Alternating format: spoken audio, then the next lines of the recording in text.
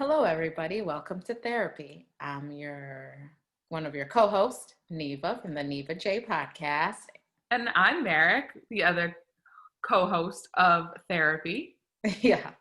So today I wanted to channel my inner theater look. I guess. I don't know. I don't know why I decided I wanted to wear black because it's that type of day. And then I'm like, maybe I'll spice it up and put some red lips since red lipstick looks nice on Black people. And so, but then I didn't feel like doing my hair. So I'm like, I'll just slick it back. And now I feel like I look like I should be on Broadway doing some kind of very dramatic theater performance. Yes. Oh gosh, You could but play a panic attack for us. yes. So today's drink, we are making Panic Attack. So Panic Attack, well, in our field of work, we've had several of those, and we have coached our clients through them as we have our own panic attacks.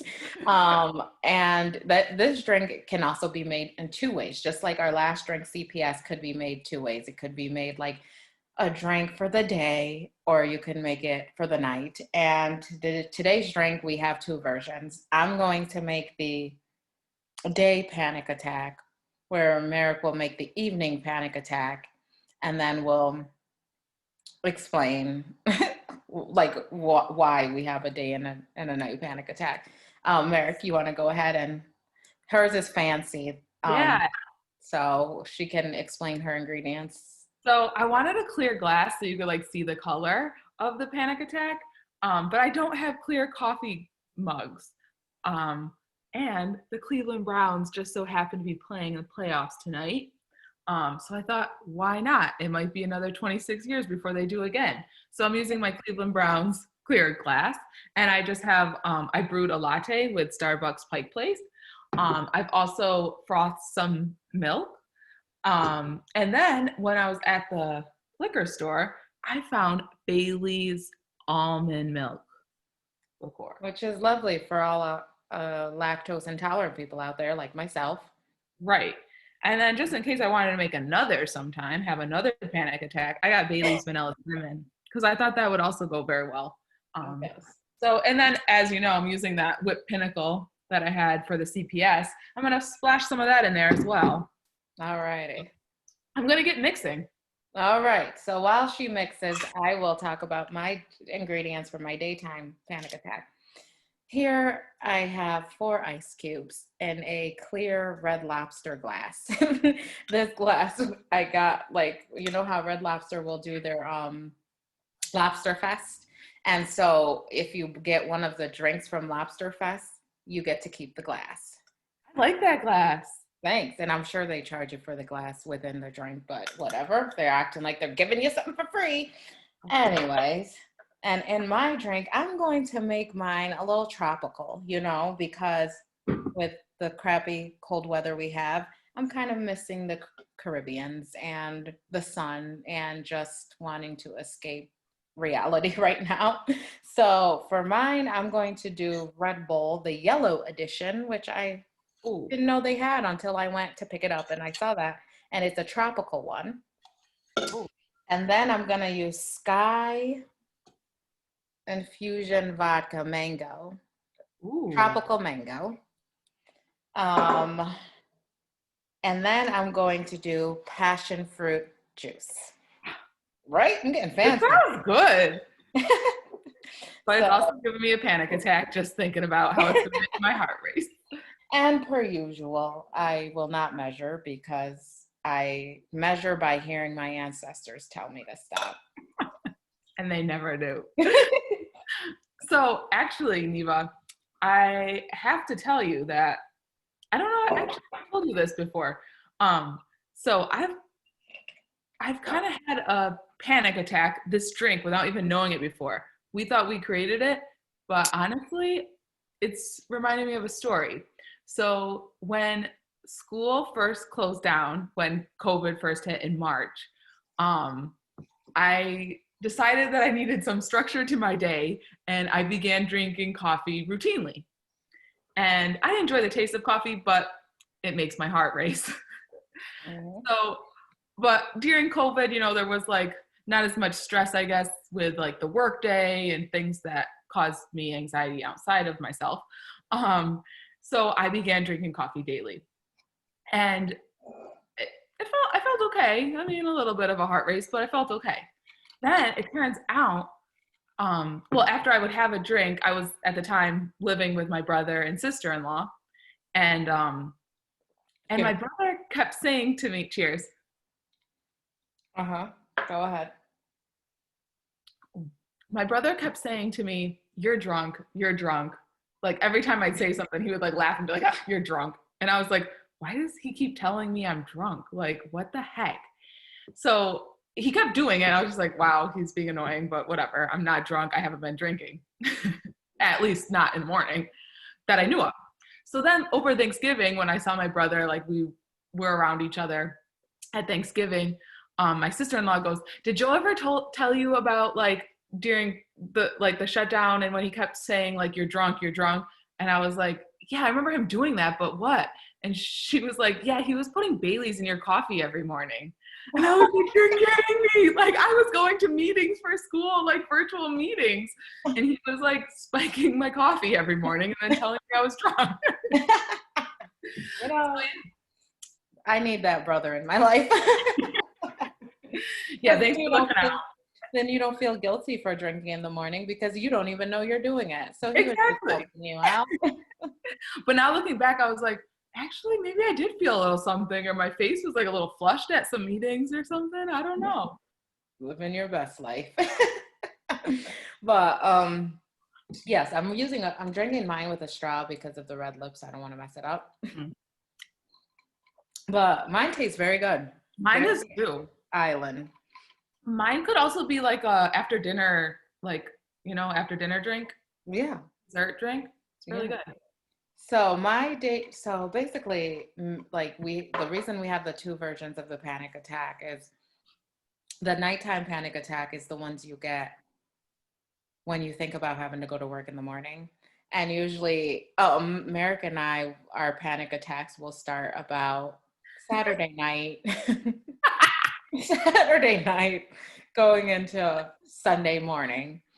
And we start texting each other and we're like, can you believe that the weekend is over and we're And gonna it's Saturday night. yeah and we're gonna have to go to work on freaking Monday? Like, can you believe this? And we'll just be like freaking out about it. And I remember like there was one night where I was really freaking out and literally like hyperventilating and like really struggling to sleep because I was thinking about being at work on Monday and it was Saturday night. And and I'm talking to my husband and I'm like, oh my God, the weekend is over and I'm gonna have to go to work on Monday. And I just like I don't want to, and I'm not in the mood for this. And he looks at me and he goes, you need to calm the fuck down. He goes, it's Saturday night. You still have all of Sunday. So just calm the fuck down. Calm the fuck down. He's like, all right, like you're like ending the weekend before it's over. And in his harsh way of saying that, I thought to myself, I'm like, he's kind of right. I'm like, it's Saturday night. I'm freaking out. Sunday hasn't even come yet. I'm like, you know what? Let me box up this panic attack and I'll open it up on Sunday around 3 p.m. Yes. Yeah. But here we are. It's Sunday, but we don't have to work tomorrow. Which is why I'm not freaking out. But wait till tonight. Yeah. But tonight. Tonight it'll happen. Yep. And then the daytime panic attack is the ones that you have when you are driving to work or you are at work. Yeah. The daytime panic attacks, they seem to surprise me. They jump out of nowhere, making them even more scary. Cause yeah, like the ones over the weekend, I can kind of anticipate. It's almost like my pattern. I fall into that routine. Oh, what time is that? Oh, it's time to start having my Saturday night panic attack. Yeah. But the ones on the way to work or the ones that, jump out at you in the middle of your day, you're like, oh man, couldn't we have planned this? Right. Right. It's when like it's 2 p.m. and it's a Friday or at work and Fridays we get out at 2:30 and the teacher rushes into your office and tells Oh. you that a child has disclosed some stuff and you're just like, When did they disclose this? right. Did they just, or was it yesterday or Right. first And thing I'm this just like, morning? fuck. I'm supposed to be out of here at 2:30 and here you stroll in at 2 p.m. and I'm just like, oh, breathe, take some deep breaths. Yep. This is how you're gonna wrap up your work week. Yep. um, but yeah, but it's so weird because my first panic attack, I've not like, and then it's like once you experience it, they just keep coming. It's like the The gateway, floodgates are the open. gateway drug. Once you experience it, once you experience it, they keep coming. And my first panic attack, I didn't even know it was one until like months later. I was like reflecting and I'm like, oh my gosh, was that was? Yeah. And it was like, cause I have some social anxiety. And it's more in like a perfectionism type of way. Like if I'm entertaining, I want everyone to be having a good time. I want like everything to be perfect. And Mhm. it's like I'm not sitting still. I'm like cooking for people, filling up people's drinks. I'm like doing so much and I don't even get a chance to rest. And then like um and so what had ended up happening is we were having it was I believe it was, what is it? Labor Day weekend. Mhm. Or yes, we were having a get together, not this past Labor Day because it was Oh. COVID. No one was getting together, but this was like a few years ago. And I had planned out the whole weekend because my husband's friends were coming and they were bringing their significant others. And I had planned like Friday, we're going to do that. We're going to go bowling. And then like Saturday, we're going to have a little pool party. Um, because we had a pool and it was nothing fancy. One I of love that pool. those pools from Big Lots, one of those pools, just enough to Got the job done. keep your boobs down. If you're my height, cool. If you're taller, just your ankles. So Squat down. yeah. Um, so we're gonna do that. So like I'm like, we're gonna barbecue that day. This is what we're gonna barbecue. I had like prepared the meat and whatever, seasoned it for it to go on the grill and like all this stuff. So it's like Friday night comes, or was it no, Saturday came and like we had like I had planned, no, it was Friday. I had planned for us to go bowling. But his friends came, they were shit faced, they got drunk, and no one like and everyone was like drunk and we're like and no one wanted to go bowling. And I'm like, That's the well, I plan. had planned for us to go bowling. That's the plan. Like that was the plan. And they're like, why can't we just chill here? Like, why do we need to go bowling? Like, let's just order a pizza and chill. And I'm like, but that was on the itinerary. Like, I ran it by you guys. Like, I sent the itinerary to you guys. And like, everyone was agreeable. Like, this is what we're going to do. And so I'm saying to my husband, like, come on, like, you have to talk to them so we can go bowling. And he's like, but no one wants to go bowling right now. Like, he's like, we're all kind of drunk and we just want to chill. Like, and I'm just like, I talked to you about this. And you said that was okay and that everyone would want to go bowling. Like, why aren't you backing me up? And he goes, it's not that serious. He's like, no one wants to go bowling. And I'm just like, but that was, and I like freaked out, went into our bedroom, closed the door, and I was sobbing. And then like, and like his friends, like girlfriends were coming and they were like knocking on the door and they're like, Neva, are you okay? Like, are you okay? What's going on? Like, are you all right? And I'm like, leave me alone. They're just like, we're about to order a pizza. Like, what do you want on it and stuff? And I'm just like, just go away. I don't want a pizza right now. And then like they come like 30 minutes later and they're knocking. They're like, we'll go bowling if you want. If you want to go bowling, we'll go. And I'm like, I don't want to go bowling anymore. Just leave me alone. And like, so it took me like a couple hours to like calm down. And when I did not even want to go back out because I was so embarrassed by the whole situation. And I'm like, I just spazzed out on everyone over something that was not that serious. And I was so embarrassed that I didn't even go out. And like, I didn't. And the whole, like the rest of the weekend, I like stayed to myself. And then Sunday came and everyone was leaving and they knocked on the door and they're like, we just want to say goodbye. And I'm just like, okay, thank you for coming. Aw, it makes me want to just give you a big hug. And it was like, it was so weird. It was the weirdest thing ever. And a couple days later, I like apologized. I text everyone. I'm like, I'm so sorry for freaking out on you guys. Like, it wasn't anything you did. And it took me months to realize, oh my gosh, I literally had a panic attack over something that wasn't even that serious. But Right. in my mind, it seemed so serious. It seemed like if we didn't go bowling, then people wouldn't have fun. Then no one's having a good time. And I'm a bad host. And it was just like all this internal shit, Right. which did not even reflect what was happening. Like no one, like everyone was having a good time. They were having a good time. That's why they didn't think we needed to go bowling. Like, Yes. And I think that it's common, especially when you have like your first panic attack, to not know like you're having a panic attack. Like I don't know how many clients I've had like tell me about like their anxiety. They're able to like say that. And then they tell me like, well, it got really bad this one time. And like my heart was racing and like it felt like my fingers and legs were going numb and like I couldn't catch my breath and I was like crying and it felt like I was gonna die and the walls were closing in on me. And I was like, you've literally described like every symptom of a panic attack. Oh, right, like does that happen often? Well, like once a week or 2 or 3 times a week. I'm like, yeah, that's pretty significant. But I right, think that it's so common to not know or be able to label it like that was a panic attack. right. Um, yeah, it's not a good feeling. It's not. It really isn't. It just feels like so okay, so basically the Yeah. ingredients in this, like it'll tell you, it's basically describing the feeling of a panic attack. So the reason why I did Red Bull and vodka, like Red Bull is a stimulant. It has caffeine in it. It's supposed to Yeah. give you energy, get you energized. And then it Yeah. gets your heart pounding and you're just like, oh. And then It's fun. yeah, then you throw the alcohol in there, which is like a depressant. So Yeah. they do like the opposite effect, you know? Yeah.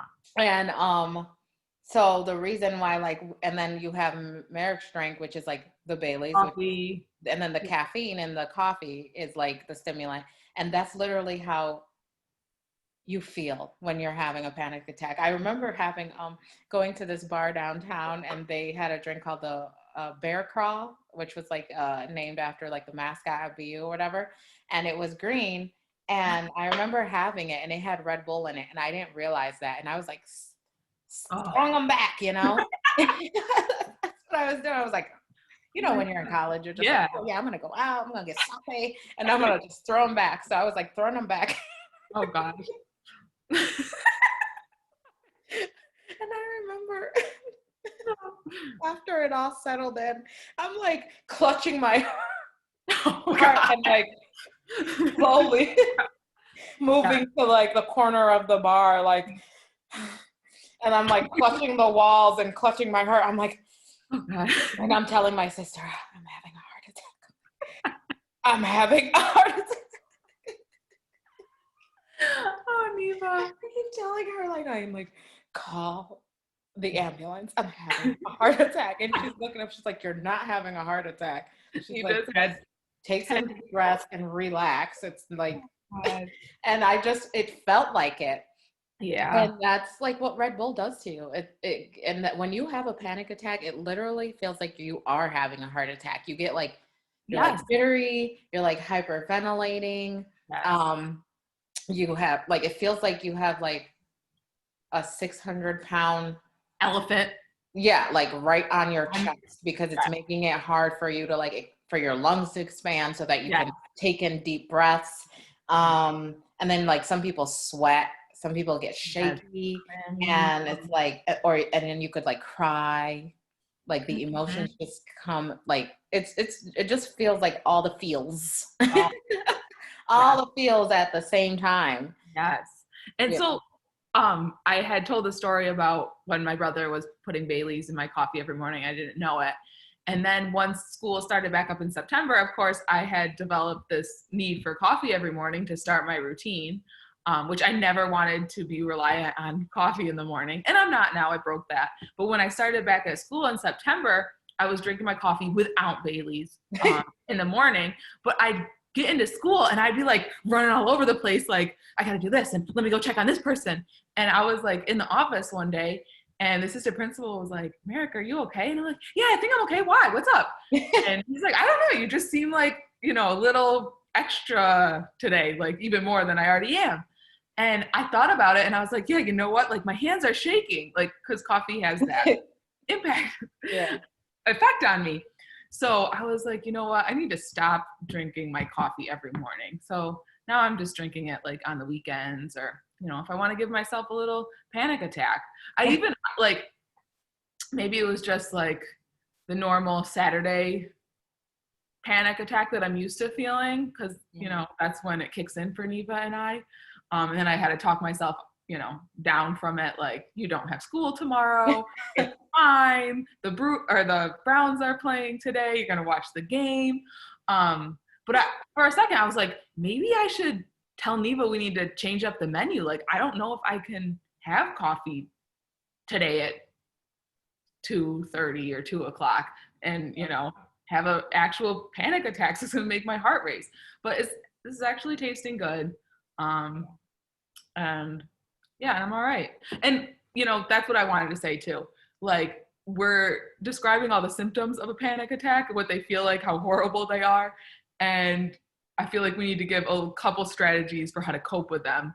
And I just kind of modeled one, like, positive self-talk or talking yourself down from it. So that's a go-to for me when I'm helping people and myself. I'm not going to die. This is just my anxiety, like labeling it.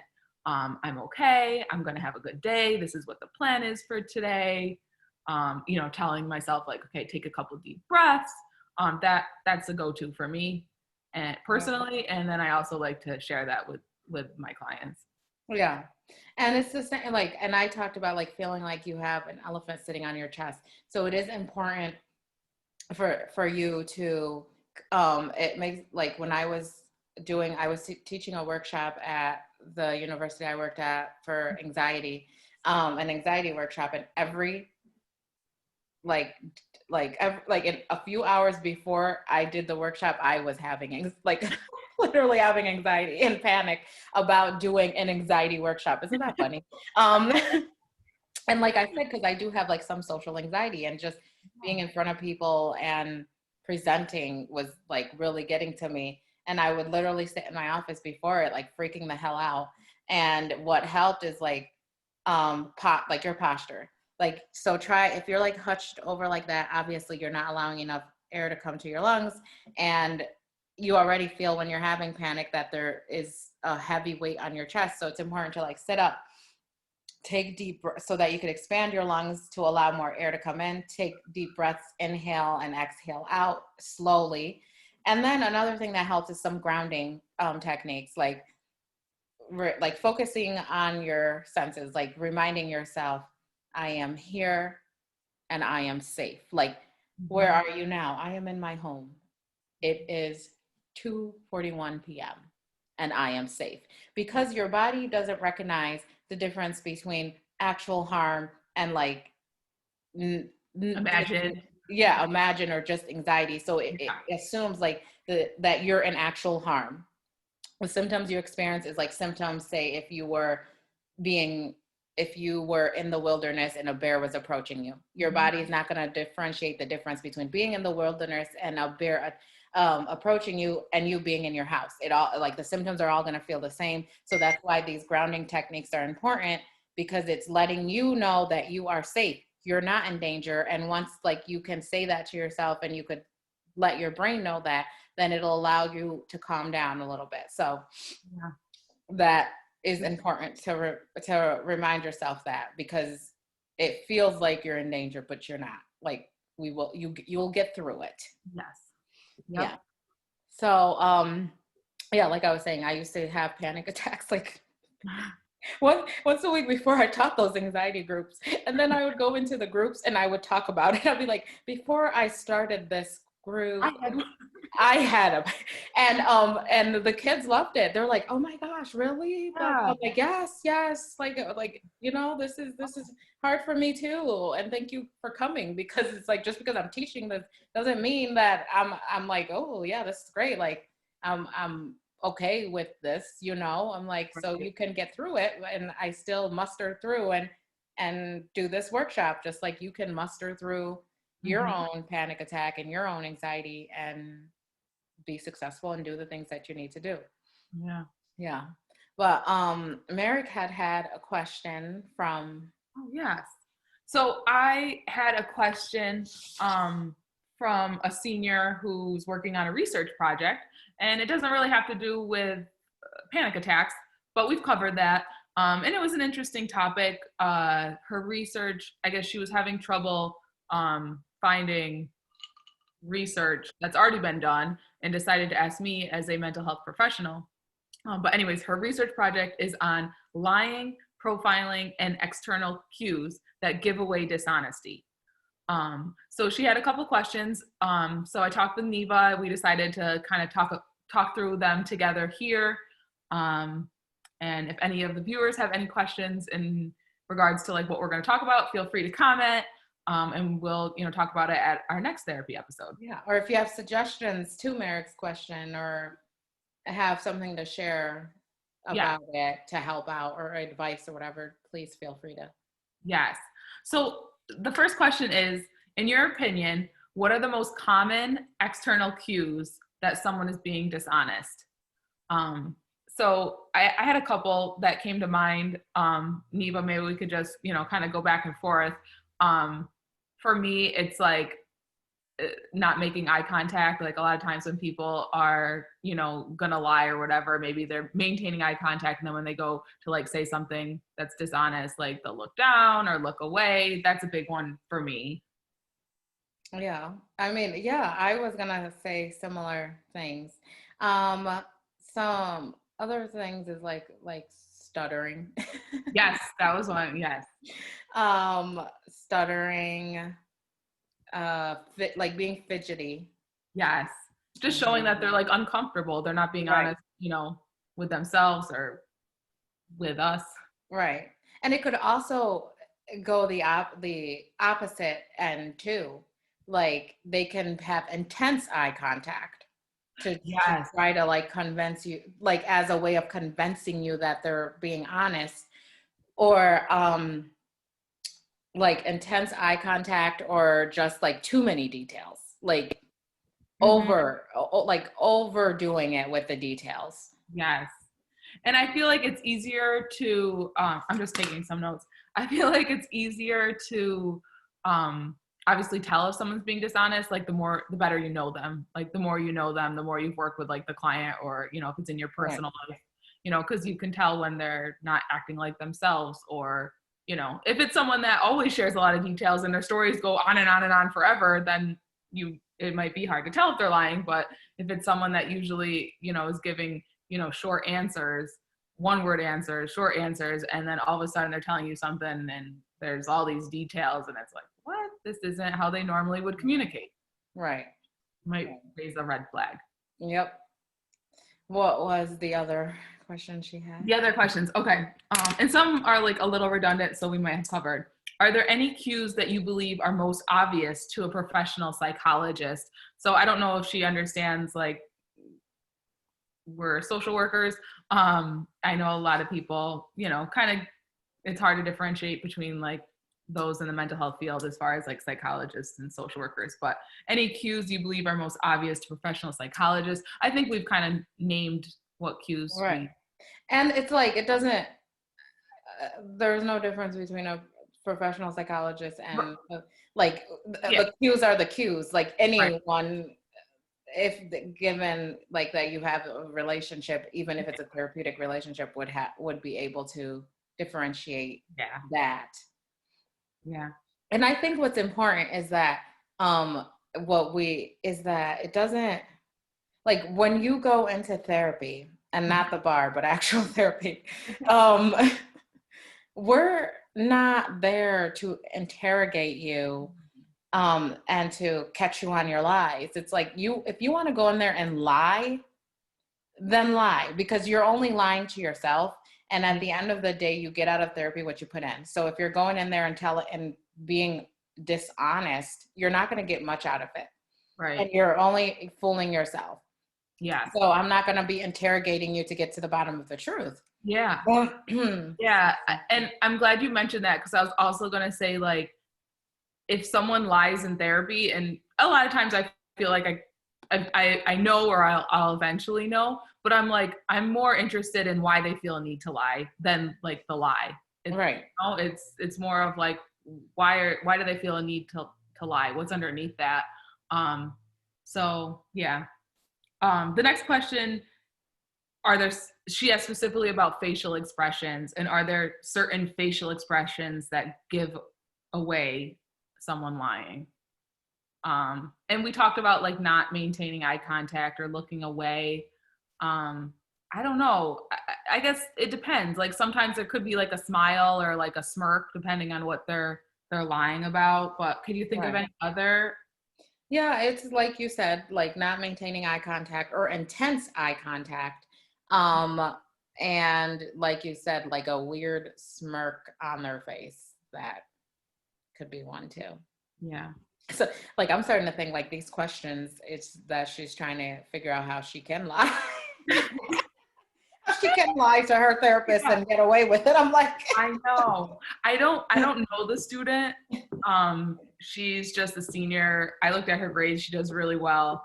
And she's just doing this research project. And we didn't even like meet face to face or virtually. She just emailed me these questions. And then I said, you know, I'll do my best to answer them. And then I had the idea to bring it up here. And then I said, you know, if you have any questions with my responses, maybe we could set something up. So yeah.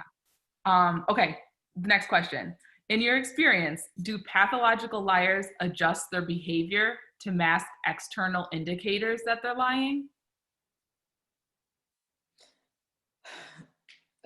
I would say, yeah, they're like who, when you lie to keep up with all the lies you're telling, each Yeah. time you are adjusting your behavior Yeah. and adjusting your story Yeah. and whatever it is that you're lying about to keep up with that.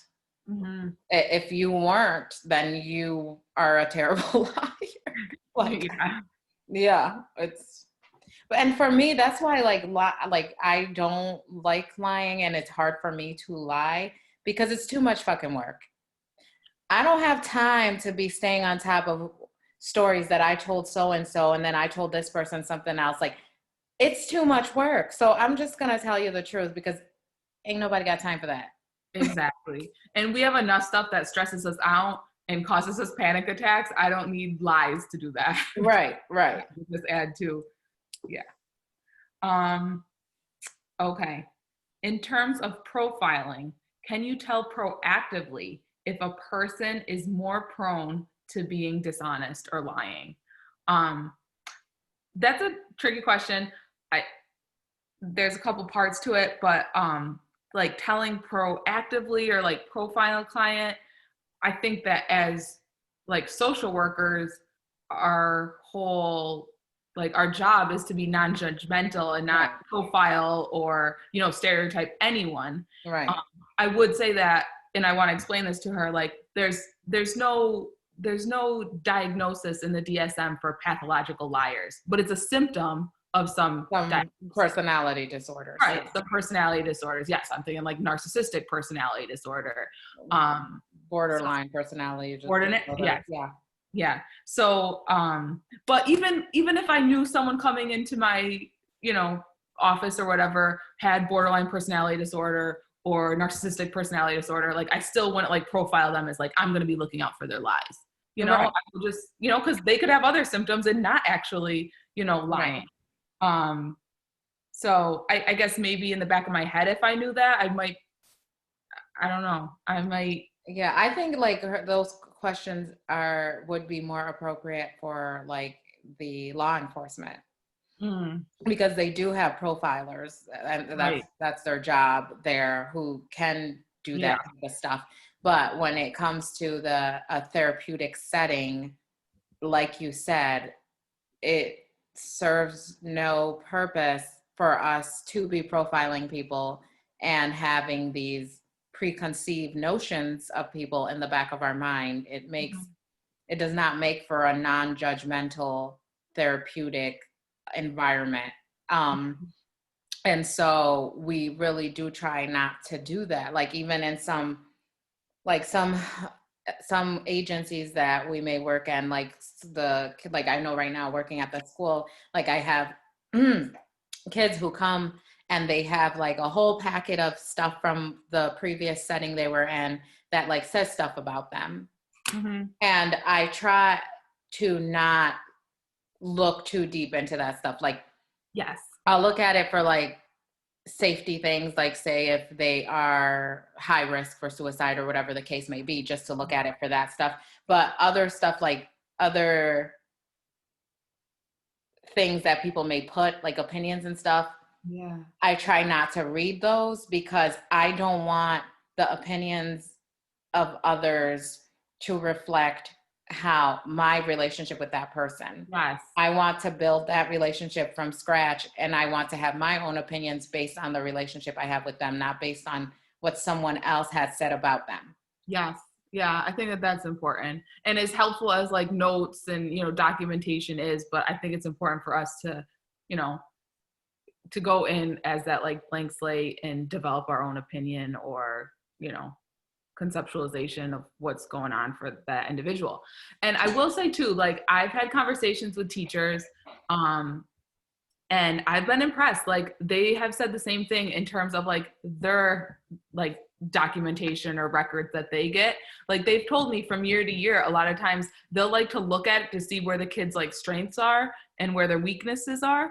But they like to like not go into it because like not read too much into it because the teacher might have like a personality, struggle or whatever with a student. And, from year to year, kids mature, they change, and not to let that like influence, their relationship that they're going to form with this student.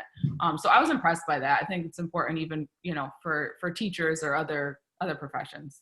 Right. And even like working in a setting where you are working with multiple disciplines, even that I try to like, I take what other people have to say about a student that we share in common. I take that with a grain of salt. Yeah. And I try not to let that impact my relationship with that student. Like it's good to have that information, but like if someone comes to me and they're like, that kid is a little asshole, like I'm like, okay, maybe that was their experience with that kid, Right. And I try not to take that and like when the kid comes in, I'm like, oh, that little asshole, I'm gonna treat him a certain way. It's like, no, Yeah. because my relationship with that child may be different than how it was that teacher's relationship with that child. Right. And a lot of times it's easier for us to have like an understanding of why the child may be exhibiting the behaviors that they are, because we do have the background, or we do know, we do get to learn the trauma history or whatever else is there. So, yeah. So any final words for the panic attack? I know like last week we said if you were a CPS worker that you would come into the bar and we'd give you a discount on our drink, the CPS. I don't know what we're gonna do about the panic. If you've had a panic attack, then that'd be everybody. Because we've all had them. Whether or not we've recognized it, we've all had them. So no discount on the panic attack. The only thing I could say, if you come to our bar and you have a panic attack from drinking our panic attack, we are not responsible. Disclaimer. We're not responsible for that. We will not give free therapeutic consultations to talk you down from your panic attack. You're on your own. But, oh gosh. Next week we will be making the APS. Oh gosh. It will be our drink for next week on the menu. So please do not forget to tune in to therapy next week. And don't forget to try out some of these drinks that we have been suggesting and letting us know what you think of them and if you made any alterations. So don't forget to subscribe, like, Yes. and comment on our YouTube channel. You could find us in the Neva J podcast on YouTube, and it's therapy is the videos it's the virtual bar that we have been doing. Any final words?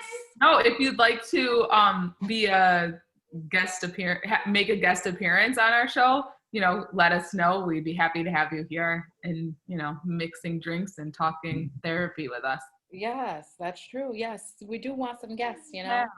I don't want to have to like force anyone. but but yeah, thank you for joining us, and go Browns. Huh? Go Browns. Yeah. Another toast to this delicious tropical beverage. This is good. Have a great day. It's like